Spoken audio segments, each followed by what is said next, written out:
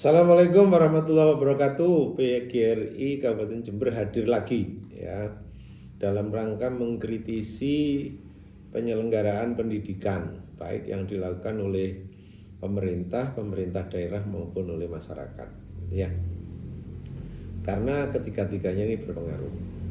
Untuk itu yang hari ini saya sampaikan tentang musibah gitu ya yang menimpa penyelenggaraan pendidikan oleh yayasan gitu ya. Yang pertama adalah dari pola atau sistem pengangkatan guru melalui P3K yang berdampak kepada hancur leburnya gitu ya penyelenggaraan pendidikan swasta. Yang kedua adalah pola penerimaan siswa baru yang tidak seragam gitu ya. Jadi di sini ada penyelenggara pendidikan oleh pemerintah, dalam hari ini Menteri Pendidikan Nasional dan juga oleh Menteri Agama. Ini adalah dua sama-sama pemerintah, tetapi dampaknya dirasakan oleh teman-teman yayasan penyelenggara. Sekarang yang pertama, pengangkatan guru oleh pemerintah ya baru-baru ini mungkin secara umum dalam rangka memenuhi tentunya kebutuhan pemerintah. Tetapi karena ya pemerintah melakukan kebijakan itu tidak di ruang kosong ya. Karena penyelenggara pendidikan itu kalau kita melihat di dalam PP nomor 17 tahun 2012 tentang penyelenggaraan pendidikan, itu memang di samping ada pemerintah daerah juga ada yayasan. Nah, mengapa saya katakan hancur lebur kemarin? Kita tidak mempersiapkan apa yang akan terjadi dengan pengangkatan itu ya. Karena kita anggap biasa-biasa, tetapi luar biasa dampaknya di Jember ya, di yayasan pendidikan Yayasan Persatuan Guru Republik Indonesia yang mana PGRI Kabupaten Jember ini mengkoordinasikan beberapa SMA dan SMK ya, SMP, di mana kita punya lembaga yang sudah mapan gitu ya, SMK PGRI, ada SMK PGRI 5, ada SMK PGRI 3, juga PGRI 4. Kenapa hancur lebur? Karena pengangkatan guru kemarin ya memang berlaku untuk semua warga negara ya, termasuk guru-guru yang sedang mengabdikan dirinya dalam yayasan pendidikan yang ada termasuk di PGRI. Ada contoh salah satu sekolah gitu ya, hampir sekitar 30 gurunya itu terekrut dalam rangka pengangkatan guru melalui P3K ya. Ya tentunya teman-teman guru itu tidak akan memilih bertahan di yayasan, tetapi mereka akan mengikuti hasil seleksi oleh pemerintah.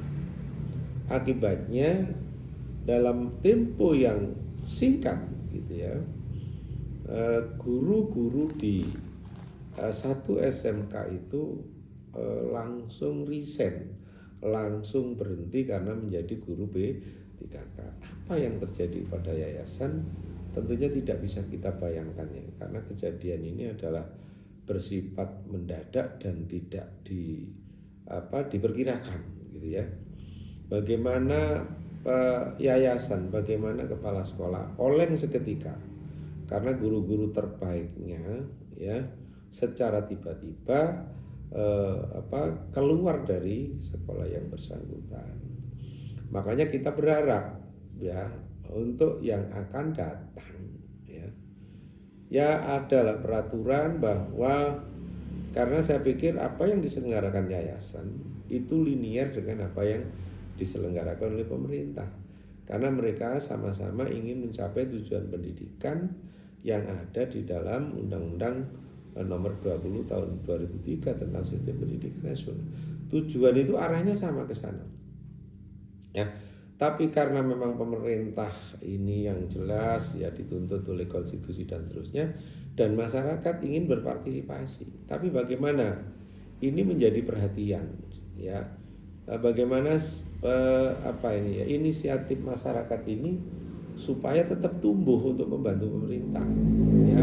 Kita bukan menyalahkan pemerintah, tetapi alangkah bijaksananya ketika mengangkat guru itu ada aturan ya, tidak semuanya. Misalnya kita punya 30 guru, katakanlah 15 itu bisa diperbantukan kepada yayasan. Ini akan melegakan gitu ya.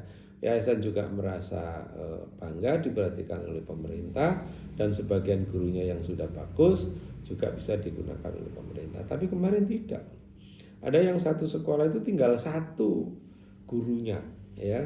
Jadi di satu sekolah itu gurunya tidak banyak, kemudian tinggal satu, yang 9 itu diangkat menjadi guru P3. Ini adalah bencana yang luar biasa yang tidak diperkirakan. Untuk itu kita berharap ke depan ini menjadi perhatian juga lah ya oleh pemerintah, bahwa akan terjadi ini tidak hanya di Yayasan PGRI, di Yayasan Muhammadiyah, di Yayasan Ma'arif juga terjadi, di Yayasan Katolik sama yang dirasakan oleh PGRI.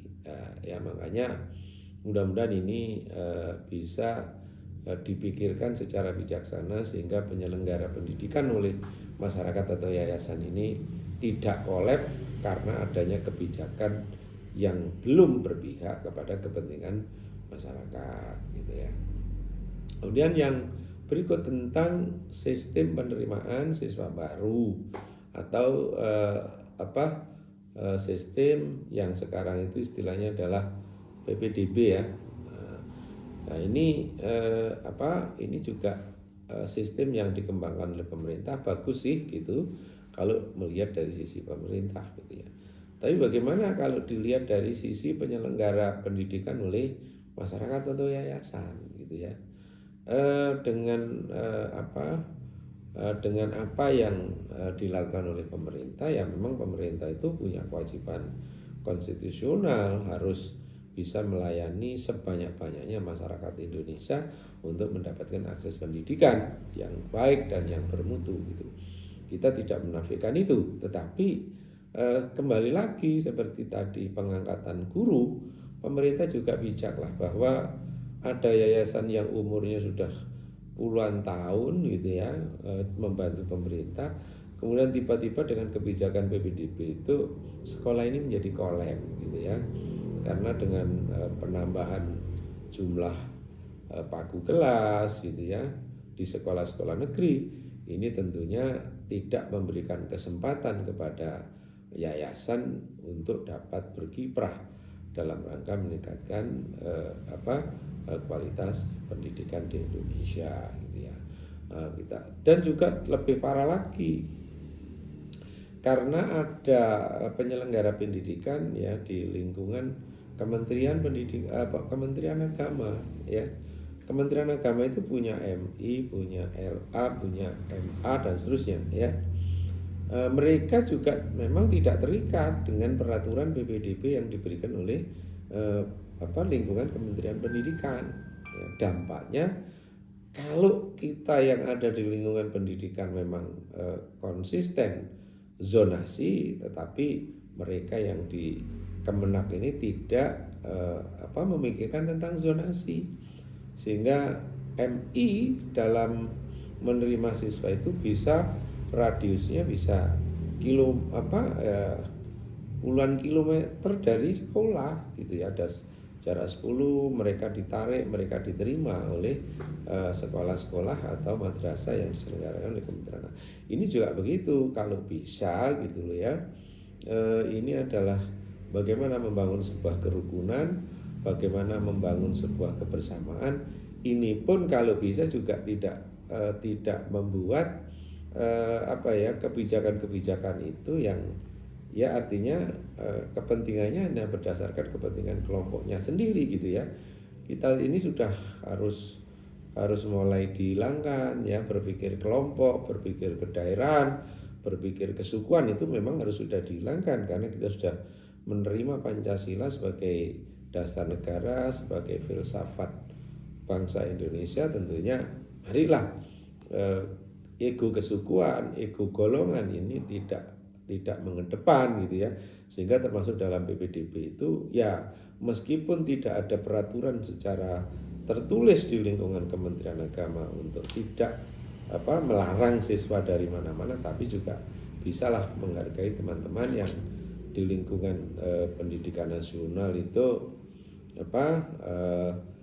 mereka membatasi wilayah-wilayah di dalam penerimaan siswa baru. Oke lah, punya alasan bahwa memilih sekolah itu ibaratnya sebuah selera ya memang bisa dibenarkan, tetapi manakala memang kita saling menghargai, manakala kita saling berusaha sama-sama bisa hidup, ya upayalah baik di Kementerian Pendidikan menghormati yang ada di Kementerian Agama juga menghormati, sehingga kesatuan kita tidak semu, tetapi benar-benar ini menjadi jiwa kita bersama, sehingga termasuk di dalam rangka penyelenggaraan pendidikan ini bisa dilakukan secara bersama-sama karena tujuannya sama-sama mulia.